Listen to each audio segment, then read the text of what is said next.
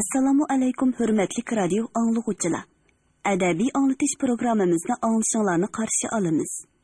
Bugünkü programımızda yazğıcı Halida İsrail'nin Qumluqning tushi nomli asarlar to'plamining davomini anlatamiz. Voy qandoq qilay, mening qizlarimni naladi. Kimlarning qo'lida xo'rinib yurdi. Nima kunlarni ko'ryotdi. Men har qaysini pek obdan bilaman. Chechani parqirtib tarashib olganing bilan insof yo'q senlarda. Anam meni, dadam meni. Nemishqa orzulabdiki, mening bundaq bo'larimni nemishqa o'ylamabdiki.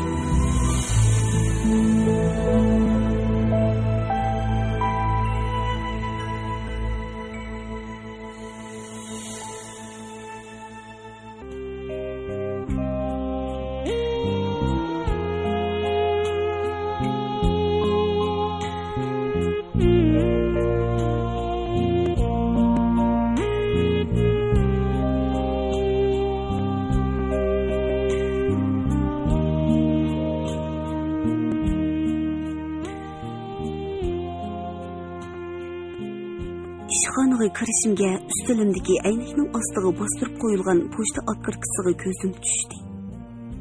Uni avaylab oldim. Yuragim dupildab so'qib ketdi. Uningdagi yangi xotir orasiga qistirilgan yo'g'on bir tal yo'purmoq va uning atrofida lapillab tushayotgan sonsiz yo'purmoqlarning surati edi. Otkirtkining ichi tarafiga tug'ilgan kuningizga muborak bo'lsin degan so'z mashinkada besilgan. Hech qanday imzo qo'yilmagan. Ko'zlarim g'ozonlar ustida tengirqab qoldi. O'duqush va parishonlik ichida go'yo g'ozonlar orasidan tunish manzara, tunish chiroylarni izlayotgandek qaraydim. Men har qitimqidek uni yirtib axlat sanduqiga tashlab etdim. Osiya hada, qo'ls omadlik jumusiz. Biroq siz bu omadning qadriga yetmayapsiz. Agar mushu dunyoning bir burchida meni o'ylaydigan, menga untinsiz baxt tilaydigan bir odam bo'ladigan bo'lsa, uning uchun borlig'imni qurbon qilgan bo'lardim. Udulimdagi oltindek sap-sariq sochlari mo'risida yeyilib turadigan. Eng yangi modada kiyinishni yaxshi ko'radigan xizmatdashim Dilnar osm qilivini tishlab turib shundoq deydi. Qotilning qo'lidek titrayotgan qo'limni uningga ko'rsatmaslik uchun engishib tortmalarimni oqtirgan bo'lib oldim. Baxtimga ko'zoynikim qo'limga chiqdi. Uni pam bilan surtishga boshladim. Dilnar texicha ikki qo'li bilan engikini yo'liginicha menga qarab o'ltirdi. Osiya, sizga qo'ls axloqli ayoljumu? Men sizga qoyil. Osiya, yirtib etib yaxshi qildingiz. Hech kimdan qolg'usiz eringiz, bir chiroyli bolalaringiz turg'ayada. 50-yillarning oxirida oliy maktabni putkizgan, allaqachon navrlik bo'lib ketgan Saodatning bunday ishlarga qarata ko'z qarashi aniq, maydoni mustahkam. U doim 50 yoshga kirgan kunim bu ishxonada bog'lab qo'ysam turmayman. Pensiyaga chiqib bolalarimning rohatini ko'rman deydi.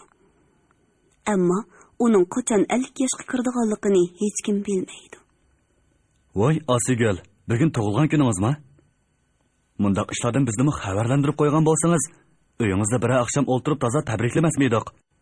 Sizza shunda qilib otkirtkini yetib etdingizmi? Bir bechoraning yuragini pari qilib etdingizda. Hay. Bu ishxonadagi birdan bir er xizmatdashim Letipning so'zlari. Men uning chiroyiga qaramasam-mu, ko'zlarida, qiysaygan lavlarida aks etgan masxirlik ma'nini ko'rgandek bo'laman. Yeni yil oqshimi idora bo'yicha o'tkazilgan ko'ngil etish kechiligida tansi o'ynab etib, menga adabsizlik qilganda. Hech kimga to'ydirmay jojisini berib qo'yganligim uchun u menga adovat saqlab kelyapti. Amaliyotda u uncha vala yomon odam emas. Bizga po'xirlik qilgani bilan Hakavur so'q talat xotinidan o'lgida qo'rqdi. Uning chiroyidan upi anglik to'zib turadigan xotini mening ko'zimga xuddi niqob tortib olgandek ko'rinadi. Ko'nglimda kunlarning birida Letip ochiqqiga chidamay xotinining yuzidagi oshu niqobni yirtib ilaversa, uning xotinimi odatdagi yavaş bir ayolga aylanib qoladimikin deb qolaman. Qisqasi, ishxonadagi hammamiz bir-birimizdan ancha ko'p farqlanmaydigan oddiy kishilarmiz. Biz panarki bilan to'sib yasalgan kichkina ishxonamizni, uningdagi o'tmish hidi kelib turadigan har bir varaq qog'ozni, hayotimizning ko'p qism vaqtini talash tortish ichida birga o'tkazadigan xizmatdoshlarimizni yaxshi ko'ramiz. Ularsiz o'tgan hayotni tasavvur qila olmaymiz. Inson baribir inson. Turmush degan baribir turmush. U hamon o'z qonuniyati bo'yicha goh shodlik, goh qayg'u, goh kulki, goh yig'i ichida mengu davomlashadi. Men xizmatdoshlarimning so'zini javobsiz qoldirib, oldimdagi qilin bir parcha maqolani o'qishga boshladim. Mesopotamiya Grekcha ishki daryoning orliqidagi joy degan ma'noni bildirdi. U g'arbda Arab cho'ligi, sharqda Zagros tog' tizmasiga tutishadi. Uzoq zamonlar ilgari insonlar u yerda Babul qatorliq davlatlarni qurgan. Parlaq Mesopotamiya madaniyatini yaratgan. Men bu so'zlarni 10 qitimcha o'qib, ma'nosini aran tushundim. Xiyolim hadislar yo'llarning ishki cheti. Ko'z yetadiganligi yerlarning hammasi top-top qizil gullar bilan to'lgan ajoyib bir makonga. Yiroqdagi g'azon bosgan yezi yo'llariga ketdi. Xiyolimni ming bir jafoda yig'manu yana hayol o'tmay qetib qolgandek bir nuqtaga tikilib qolaman. U dal qizilgul etilgan mavsum edi. Yo'llarning ishki cheti, atrofdagi ko'z yetilganligi yerlarning hammasida top-top qizil gullar etilib ketgan edi. Helili yaqqan yomg'irda tozalangan havodan qizilgul puriqi keladi. Kitobimni qo'ltiqimga qistirib, qo'limdagi gulni hidlig'imcha ketib boraman. Har yakshanba sanatoriyaning mush yo'lidan bolalarim qushdek uchib kelishadi. Biroq u kuni yomg'irda yuyilgan yo'l yiroq-yiroqlargacha odamsiz, jimjit edi. U yer bu yerda to'xtab qolgan yomg'ir suvlari kechki shafaqning aks etishi bilan aynakdek vildaydi. Tuyuqsiz u xuddi osmondan tushgandek paydo bo'ldi. Azbiroyi xudo. Rost shundoq. Qarab turib, uning cho'ng darvozadan qanday kirganini ko'rmaganim qiziq. Uning qo'lida cho'ngmi emas, kichikmi emas bir sumka bor edi. U kulimsirab yaqinlashib keldi. U chaqda ushtum tut qo'ltiqimdagi kitob paloqqida yerga tushib ketdi. Men shundoq qalanbay. Men englishib bo'lg'icha u kitobni yerdan elib menga tangladi. Ko'zlarimiz uchrashgan daqiqada kechki shafaqning qizg'ush nuri chaqnab turgan qo'y ko'zlaridan oqqan iliq bir iqim vujudimga qo'yildi. U qizilgul puriq ichida yiroqlab ketdi. Men o'z yo'limga kechki shafaqqa cho'milib so'zilib yotgan qabristonlikdagi chig'ir yo'ldek jimjit yo'lning oxirgi manziliga qarab mangdim. Biroq qalbimda cho'qon ko'tarildi. Iskandar. U Iskandar-ku. Xotiramning chunqur qiytida saqlangan bir ism og'zimdan etilib chiqdi. Uning orqasidan yugurmoqchi bo'lib to'xtab qoldim. U meni tanidimikin? Yo'q. Taniy olmaydi. Shunchalik yodong'u, sulg'un menkin shu topda tuqqan onam ko'rsimi taniy olmasmeni. Cho'ng yo'lni kesib o'tib, quyuq o'rmonlik ichiga kirib ketdim. Oyoq ostimda quruq shox yo'pirmoqlar g'irislaydi. Chochlarimga, yuz ko'zlarimga issiq, yumshoq o'möchik to'rlari yepishidi. Kichik, yeshil yo'pirmoq qurutlari bo'ynimga kirib elib, g'idiqimni keltirdi. O'rmonlikqa ichkirlab kirgan seri goh yer bo'ylab, goh to'lg'ishib, giralishib, ajoyib g'aroyib shakllarda o'sgan qiyri so'gatlar uchrashqa boshladi. Bir parcha bo'shliqda go'yo yer tenidan unib chiqqan gigant qo'lga o'xshaydigan bir tup so'gat bor edi. Uning qurib qolgan, yerim echilib turgan barmoqlarga o'xshaydigan shoxlarga qushlar qo'nib olgan edi. Buningdan 22 yil ilgari ko'z yetkisiz toshliq soyning o'ttiridagi kichkina vayrona yezida Iskandar menga: "Men hargiz taqdirimga tanbamayman. Qarab tur. Men tixi oliy maktabda o'qiyman. Cho'ng shaharlarda katta o'rinlarda ishlayman. Gapimga kulma. amaldormi bo'lib qolamdim texi. Shu chaqda sen nadili bo'lg'in, faqat haq tegib olmasangni bo'ldi. Men seni izlab topaman. Meni cho'qim saqlab tur, degan edi. Iskandar yo'linib turgan osmon palak egiz suvodanning g'azon bo'lgan yopirmoqlari sovuq shamolda pirqirab uchib tushyotdi. Bir tal yopirmoq dal Iskandarning mo'risiga qo'ndi. U texi yeshil rangini, parqiriqligini yo'qotmagan yopirmoq edi. Iskandar uni olqiniga elib birdan silab turgandan keyin, "Mana shu yopirmoq bugungi so'zlarimning guvohchisi bo'lib qolsin. Uni xotiramning orasida saqlayman", dedi. Ikkinchi yili u haqiqatan Janubiy Jungodagi bir oliy maktabga o'qishga ketdi. Uning orqasidan men ketdim. Xuddi uchirma bo'lgan qush bolalaridek taraf-tarafga uchib ketdik. Biroq yurakning qiytig'i o'rnab ketgan ashu va'dalar qani? Ashu uzoq yillar davomida u menga oran 2 parcha xat yozdi. Keyin faqatla xat yozmas bo'ldi. Hayotimdagi tunji muhabbatim go'yo balxonaga tashlab qo'yilgan kun xotiridek yillarning chang to'zonlari ostida ko'milib qolgan edi. Kutmaganda u yana qo'limga chiqib qoldi. Uningdagi izlar o'chib to'nig'isiz bo'lib ketdimikin yoki chang to'zon ostida helimi parqirab yelinjab turamdikin. Gugun pardasi yeyilishga boshladi. Atrof xiyoldek tutuq, sehrlik tus oldi. To'satdan daraxtlar ustidan qushlarning ansiz qanot qayqishlari va cho'ldashlari anglanib qoldi. Hayal o'tmay o'rmonliq dengiz to'lqinidek shavqinlanishqa. Daraxtlar har yon irg'anglashqa boshladi. Shavqin borgan sari kuchaydi. So'gat shoxlari ichinishli qirsildab uchi yerga tekkicha egilatdi. Ajoyib bir kuch bilan o'zini bir pas ruslaydi. Biroq bo'ron mayliga qo'ymaydi. Azoblik elishish yana boshlanadi. Bo'ronda cho'g'ilgan chochlarimni tuzigash kelgan yo'limga qarab yugurdim. Shamol men bilan aytishatdi. Keynimga kuch bilan ittiratdi.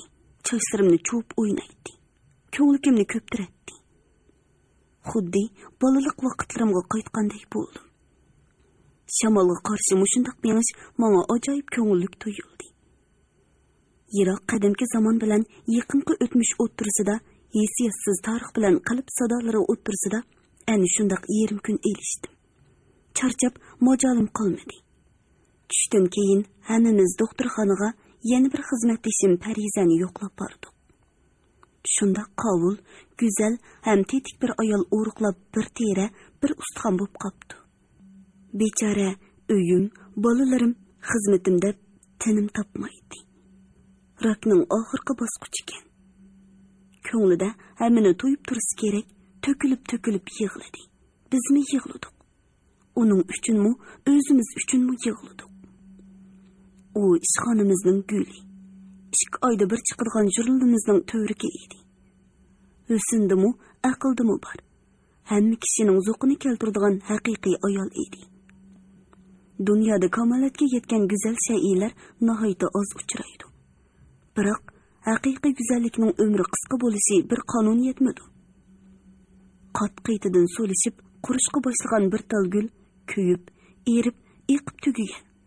Tildirlab o'tish oldida turgan sham. Bir necha vaqtgacha ko'z oldimda turdi.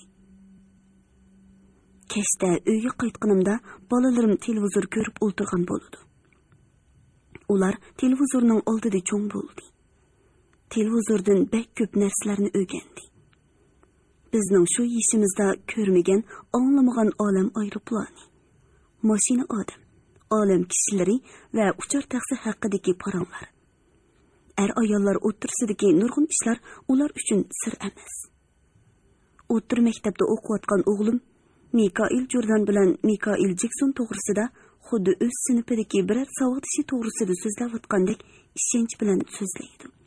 Topgan puliga Richard Claytonning unalg'u lentisini setib olgan qizlarimmi yaqindan beri Mikail Jacksonga maftun bo'lib ketishdi. Hozir uyning hamma yerida. Ularning kitob daftarlarining teshidimi bu mashhur niger cho'lponni uchratqili bo'ladi. Bolalarga nisbatan televizorning foydasi ko'pmi yoki ziyinimi? Men doim shunday o'ylayman. ularning atidan kechgacha televizordan ko'rdig'ini xalqning chet elning narsalari. Mundaq ketaversa, ular o'zlarining kimligini unutib qolmasmi? Kichik chog'larimizda biz uchun majburiyat hisoblanadigan mol beqish, suv to'shish, o'tin yerish, o't qalash, kul ilişdagi ishlar ularning nazarida oltinkash cho'chkadagi yetim qizning sarguzashtisi xolos. 3 kunda bir qaytim navbat bilan axlat to'kish ular uchun bir baxtsizlik. Jildkisini tashlabla yumshoq divanda yonboshlab yetib kechgacha televizor ko'rish bilan o'tgan bolalikdan orzulug'idek, asga olg'udek biror narsa qolarmi? Uzoqdan buyon gazetga musha haqda maqola yozishni o'ylayapman. Biroq orzu petichi qoldi. Har oqshimi o'rnimga o'zimni otqucha aron mong'udek holga kelib qolaman. Qaysi bir kuni saodatlarning uyiga kelgan chet ellik tuqquni, sizlar yashashni bilmaydigensizlar, hayotni qadrlamaydigensizlar. Nima uchun chiroyli kiyinib, girim qilib yurmaysizlar? Nima uchun kechki ko'ngil ichish so'rovlarga berib ko'ngil ochmaysizlar? Ayol kishi uyqusiz, tamoqsiz qolsa mayliki, pardasiz qolmasligi kerak deydi. Uning aytganimi to'g'ridir. Biroq u mening hayotimdagi eng chong orzuyim erimning bir kun bo'lsa-mu haroq ichmay, boldiroq qaytib kelganligini ko'rish ekanligini bilsa, nima derkin? Men tatliq uyquga ketgan bolalarimning oyog'ida o'ltirib xiyol suraman. Qo'lim ishga bormaydi. U bugun sog' kelarmi yoki emasmi? Xushal kelarmi yoki xafami? Yerim kechidagi taraq-turuq qiyachiyadan bolalarimning qora bosqandek tushakib uyg'ongan chaqdagi bechor holatini ko'raverishni. O'shu narasidalarning eng madaniyatsiz odamlarning og'zidan chiqmaydigan afsona tillarni anglaverishni xohlamayman. Zodila xohlamayman. Bir qitim oblikim yerim kechida kelib, urdig'ini urib, chaqdig'ini chiqib, xuruldab uyquga ketganda kichik qizim ushtim tut. "Appa, uni balkondan tashlab etayli", dedi. Yegan tayoqlarimga yig'lamay, qizimning o'sha bir ig'iz gapiga yig'ladim. Mushumu oila bo'ldimi? Mushundaq ketaversa, bolalarning ko'nglida o'chmalikdan boshqa narsa qolarmi? Yeshimni surtib etib, "Undaq deman qizim, u sizlarning dadanglar, hamma ularning dadasi qizim", dedim. Biroq o'g'lim nafratlangan holda so'zimga savol bilan javob berdi. "Opa, siz qandoq bo'lib mushundaq odam bilan to'y qilib qolgansiz? Men mening dadam bo'lib qolgandan afsuslanman." Tras. Qandoq bo'lib muncha baxtiqor bo'lib qolgandiman. Bir-birining qadrini, izzat hurmatini qilishib o'tadigan odamlar qandoq odamlardir? Men dadamning tamoka ham nasvos etib topgan jul-jul parcha-purat pullari bilan boqqan va o'qitgan 6 bolasi ichidagi eng talayligi edim. Oliy maktabni putkizib, yurtimga ota-onamni yo'qlab borgan chig'imda dadamning men bilan ayminib, hatto sal izzat tortgandek ko'rishgini yelim shundoq esimda. Men uyda turgan bir oy jarayonida u hid bayramlarda kiyadigan chipar quti shim tujurkisini kiyib yurgan. Onamga, bir tuqqanlarimga ilgirkida qo'polliqmi qilmagan edi. Singlim bilan bir qitim do'koniga tomoq elib borsak, dadamning qishida mehmon bor ekan. U mehmonga, "Bizning jamoatimiz aslida menga o'xshash bundoq ushshoq tijorat bilan shug'ullanadigan kishilardan emas edi. Cho'ng dadam Misrda o'qigan, kamolatga yetgan mulla kishi bo'ladigan. Xudoning iltifoti, ota-bovlarimning ruhining qo'llashi bilan mening bolalarimning ichidan bir oliy maktab o'quvchisi chiqdi.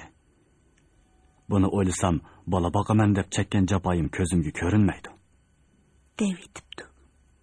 U nihoyatda faxrlanib turib, meni mehmonga tunishtirdi. Mening Urumchida katta o'ringa taqsim qilinganligimni so'zlab, bir hazo maqtandi.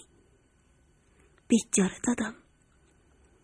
Ana shundan keyin u mening ko'zimga ilgirkidek tosh yurak, qo'pol ko'rinmaydigan bo'lgan edi.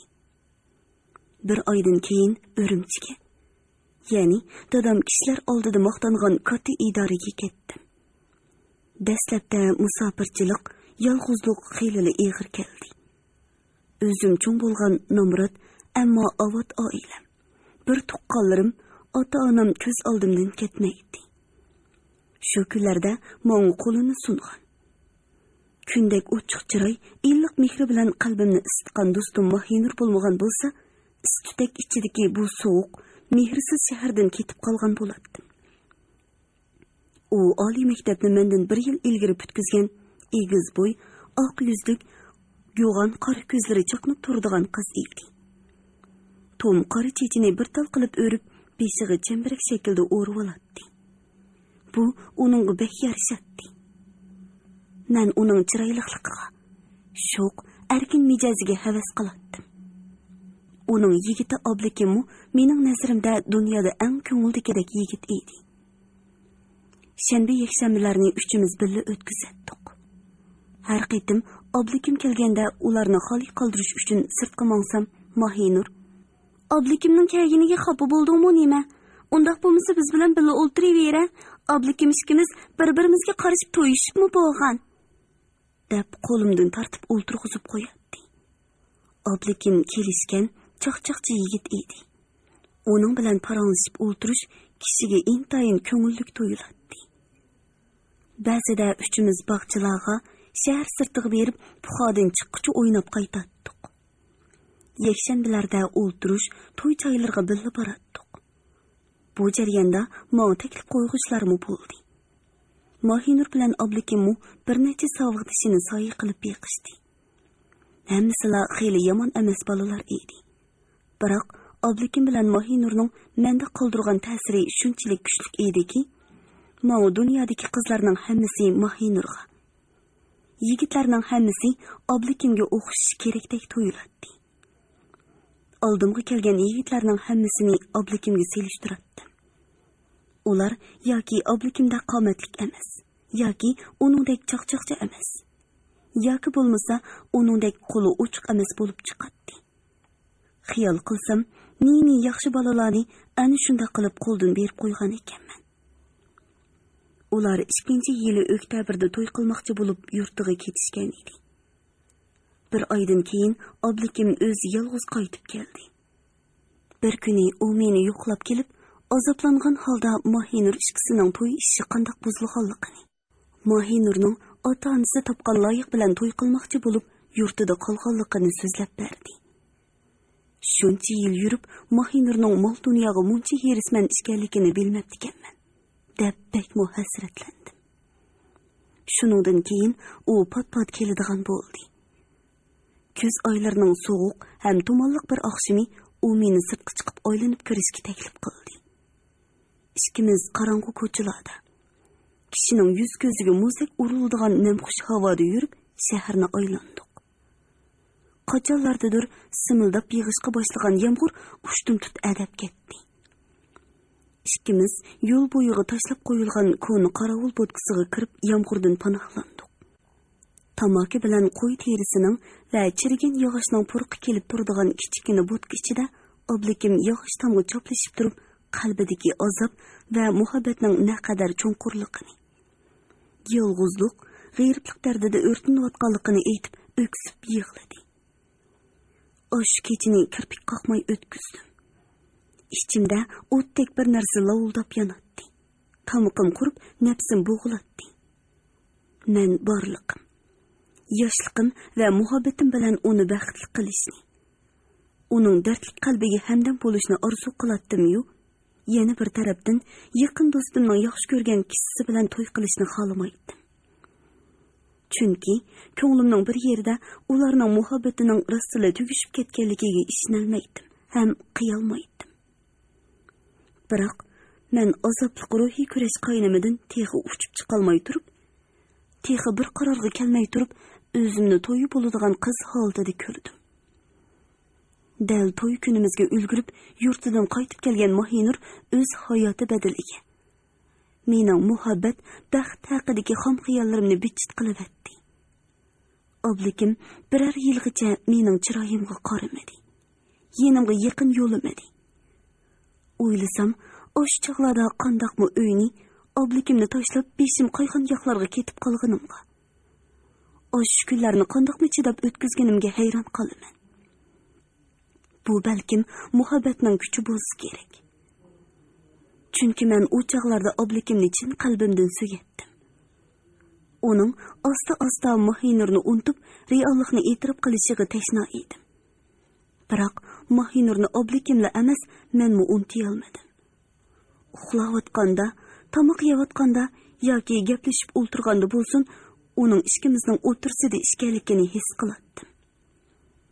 Yerim kechalarda ushtum-tut uyg'onib ketib qolsam, oblikimning deriza oldida purqirtib tomoq chekayotganligini ko'rardim. U shu holatda soatlab o'ltirardi. Gohida meni quchoqlab yetib, ko'zlari nagidur bir yerga tikilib qoladi-da, asta o'rnidan turib ner ketadi. Men uning uyning bulunlaridan Mahinurning oppoq nurdek simasini, alamli ko'zlarini ko'rdiganligini, tartishlari va oyoq tevishlarini anglaydiganligini bildim. Uning o'lib ketgan Mahinur bilan mening o'ttiramda, muhabbat bilan majburiyat o'ttirsida naqadar azoblanib, tengirqab yurdiganligini sezdim. Uningga ichim og'riydi. Hammadanmu bir arvoh bilan raqobatlashayotgan o'zimga ichinatdim. Bu ichinish bora-bora g'azabga, qarshilikqa aylandi. Men uyimdagi Mahinurni aslatadigan hamma narsani, uchimiz birga tushgan suratlarni, uning oblikimga to'qib bergan po'poykisini, ikkisi birga olgan, oblikim pat-pat qo'liga elib silab ketadigan kitoblarni ko'ydirib etdim.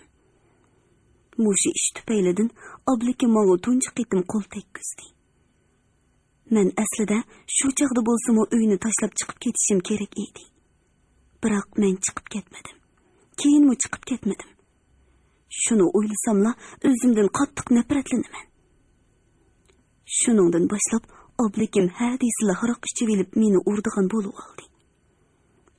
U mening ig'ir oyoqligimga yoki tug'utdan yangi turganligimga qaramay, chochlarimni to'lg'ab, tegiga besib mushlaydi, tepatdi. Buningga faqat biror eg'iz gap yoki yo'qolon taqallishlar bahona bo'ladi. Men uning talvilikidan olaygan, qon, o'chmalik bilan to'lgan ko'zlarga qarab, uning normal odamligiga ishonolmay qolardim. Qo'rqib talog'i qechib chiqib olardim. Bolalarimning cho'ngini yetilib, kichkina bag'rimga besib, qorong'u ko'chalarda 1-2 soat oylanib yurib, uyga qaytib kelganimda u xo'rak tortib uxlab qolgan bo'ladi. Atsi atdiganda go'yo hech yuz bermaganda qo'patdi. Yoki bolalardan, yoki mendan apu so'raydi. Hatto oylarni tinchlik, inoqlik ichida o'tkazatdik. O shu tinch, xotirjam kunlarning oldida yegan tayoqlar, eshitgan ahonatlarim ko'zimga ko'rinmaydi. Biroq yaxshi kunlar uzoqqa bormaydi. Tuyuqsiz bir kuni u yana g'arqmas kelib, "Sen mening hayotimni vayron qilding. Qandoq bo'lib sen bilan tanishib qolgan bo'lg'aydim?" deydi. Hujra uyga solib elib, kechichi qo'pollik bilan azoblaydi, xo'rlaydi. U xuddi turibli odamga, turibli iblisga aylanib qoladigan g'alati maxluqqa o'xshaydi. Kishini hongtong qoldiradi, seskantiradi. Lekin uni iblisga chiqarib yetishga ko'nglim unumaydi. Chunki uning bechora, oq ko'ngil vaqtlarimi bo'ladi. Odamning odam bo'lmoqi tas bo'lganidek boshqalarni tushunmaydi. Mayli u o'zi bilan shuncha uzoq birga yashagan odam bo'lsa-mu, ajoyib tasvir ishgan.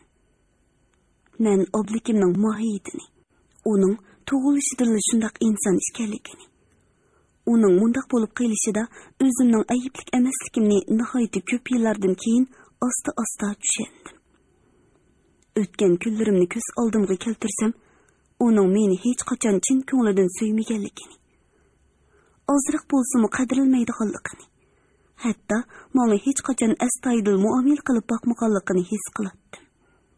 Kelgusini bo'lsa tasavvur qilishdan qo'rqardim.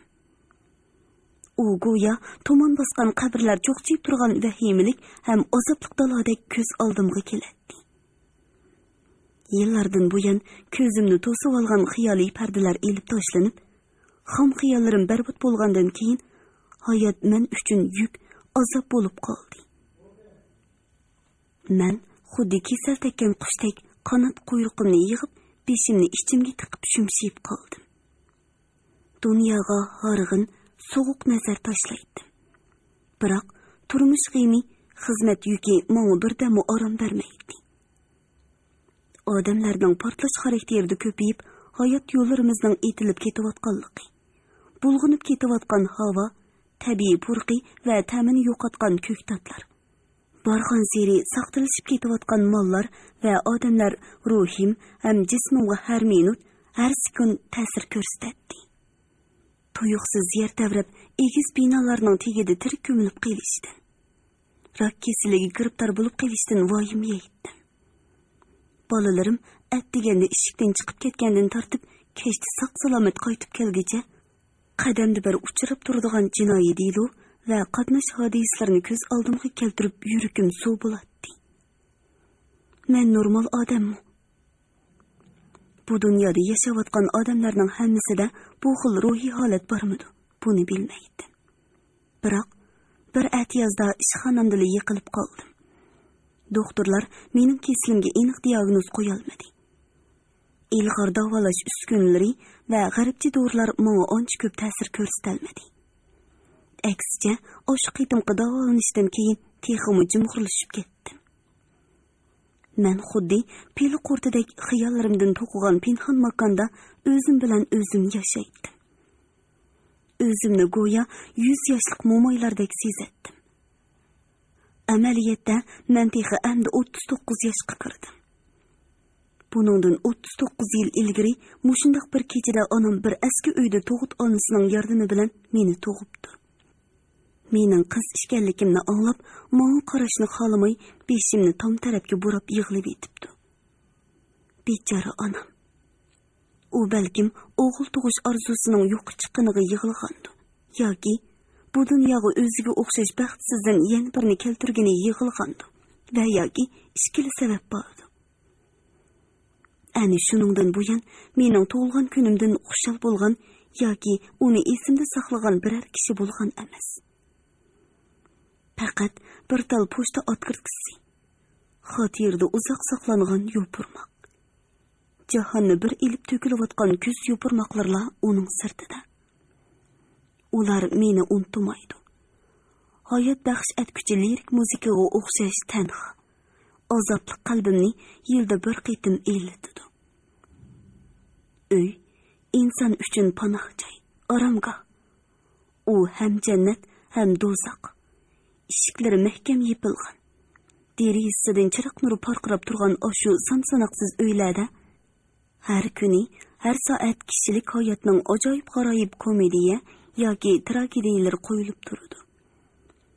O'shu kishilar sirtqa chiqadigan chog'da saqal burutlarini elib, cho'q sochlarini tarab, yoqisi qordek oppoq ko'ylak, modi kiyimlarni kiyishidi. Yuz ko'zini upa angliklar bilan bo'yaydi. Qaddi qomati va chiroyiga ulug'vor, mag'rur, latofatli tus berishib o'zlari va bir-birini aldaydi. O'zlarini maqtash, boshqalarni cho'kirish, masxir qilish hisobiga ruhiy dunyosidagi to'ldirib bo'lg'isiz bo'shliqni, qayg'u hasratlarini va g'ongrashlarini yo'shirishga urinadi. Amaliyotda inson bir-biridan ancha ko'p farqlanmaydi. Ularning hammasi hayotlik bilan o'lim o'ttirsida, hayvoniy istak bilan aql o'ttirsida, do'zax bilan jannat o'ttirsida tirkishidi va bu tirkishishdan lazzat oladi. Mana mushuning o'zi hayot. Uy hayotning sahnasi. O'tir hol koridorning ikki tarafidagi mehmonxona, bolalar uy, hujra va oshxonadan tarkib topgan 3 egizlik kichik uy, mening uyim. Mehmonxonam ozodi, tinch. Bu yerda bulunga qo'yilgan ko'p qirliq aynaklik ishkab, tomga esilgan gilam, divondan boshqa hech narsa yo'q. Divonning yenidagi kichik shirada tovar tashliq yo'g'on albom tashliqliq turadi. Uning birinchi betiga oila bo'yicha tushgan rangli suratimiz chaplangan. Bu suratni dastlab ko'rgan har qanday kishi uningdan xiyilgacha ko'zini ololmaydi. Naqadar baxtli oila ha? Havorang ko'ylak kiyib, jigarrang galstuk taqqan, qaddi qomatlik mardona er. Zilva, yiqimliq ham mehribon ko'rinadigan oq ko'ylaklik ayol. ularning yenida turgan 13-14 yoshlardagi chiroyli o'g'il bola. Bir xil ko'ngliklarni kiyishgan, biri 10 yoshlardagi, yana biri 6 yoshlardagi o'moq ishki qiz. O'g'il bola bilan kichik qizning chiroyidan sho'xliq, erkinlik chiqib turdi. Cho'ngroq qiz jimg'ur, o'ychan ko'zlarini tikib, udulg'a cho'ng kishilardek jiddiy qarab turdi. Bu oldingi yildagi Qurbon hayitining xotirasi. Biz bolalarni elib sirtin qaytib kelayotganda cho'ng qizim, "Apa, dada, bugun hammamiz rasmga tushib olaylik-ku. Biz azaldan bugungidek hammamiz birga sirtqa chiqib boqmagan" deb turib oldi. Dal shu yo'lda bir rasmxona bor edi. Kichik Shiraning yanida quruqtalgan yoki yerim ichilgan hariq botulkalari tizilib turdi. Bular bir necha kunning oldidagi basmining xotirasi. U kuni Oblikin bilan uning do'stlari tong otquchi ichishdi. Naqshi aytishdi, varqirab jarqirashdi. Oxiri yotgan, o'ltirgan yerda uxlab qaytib qolishdi. Bu ularning odati. Ularning hammasi bir-biridan yaxshi kutilgan, qovul, kelishgan erlar. Ular idoralarda bekorchilikdan zerikib ketdi. Kech kirishi bilanla ichib qizib elib, o'zlarini butun jahonning xo'jayinidek sezishdi. Dunyoning, millatning ustidan qayg'urishidi, yig'lishidi, tillashidi. Dunyoni boshqadan qurmoqchi bo'lishidi. Amaliyotda ular umrvoyat hech qanday ishni boshqa ochiq olmay o'tib ketishidi. Men undaq erlarga qaraganda tinimsiz mehnati bilan oilasini gullantiradigan vat-vat xotinlarni. Ko'chalarda harvi so'rab baqqolchilik qilib, ko'ktat setib, xotin bolalarini boqadigan erlarni hurmatlayman. Parda bilan ishkiga bo'lingan bolalar uyining bir tarafi o'g'limning, yana bir tarafi ikki qizimning dunyosi. Uyining bo'lingidagi yo'g'on kitob ishkobi bilan rangsiz televizorga ular o'rtaq egidorchilik qiladi va o'zlarining huquqi uchun to'xtamay urush talash qiladi. Bundaq urush talashlar ko'p hollarda xuddi cho'ng odamlardek urush talashlarga o'xshash, hammadan cho'ng, kuchlik ham quv kelgan o'g'limning g'alabasi bilan oyoqlashadi. Hurmatli radio anglag'uvchilar, yozuvchi Xolida Isroilning Qumliqning tushi nomli asarlar to'plamini bugun mush yergacha anglatdik. Davomini ertadagi programmamizda anglag'aysizlar.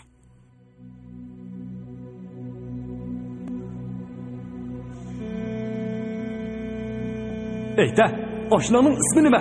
U qayerda? Ne chiqdi bilyapti? Rostini aytaymi? Men degan yumshoq boshnomini ko'tarib yuradigan o'g'lim bolam edim. Endi kishilar oldida yuzimni qandoq ko'tarib yuraman? Men seni izlab qolgan chig'imda to'y tayyorligi bilan oldirib yurganingni ko'rdim. Sen meni tortib olgan bo'lsang, to'yimni buzib o'tgan bo'lsang bo'lmasmidi? Sen shunda qila olayding emasmi? Kunmanglar, nemishqa kulisizlar. Sizlar onanglarning tug'ilgan kuni yo'q deb o'ylamsizlar. Sizlar o'zinglarning tug'ilgan kunini hargiz unutib qolmaysizlar-ku. Nemishqa sizlarni tug'ib cho'ng qilgan onanglarni o'ylab qo'ymaysizlar. Hey, bu bolalarimiz.